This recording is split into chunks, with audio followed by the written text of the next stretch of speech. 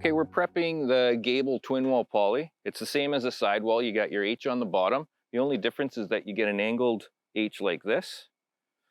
So, and you want the long part of the H facing towards the outside, the same as the bottom. And it just goes on.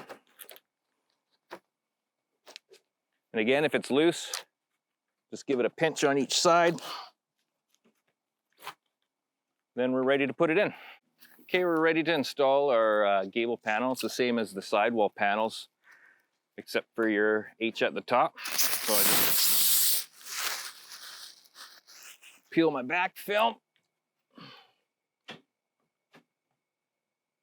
Guide it tight to the top. Bring her down gently. Set her in. Make sure H is pushed to the top.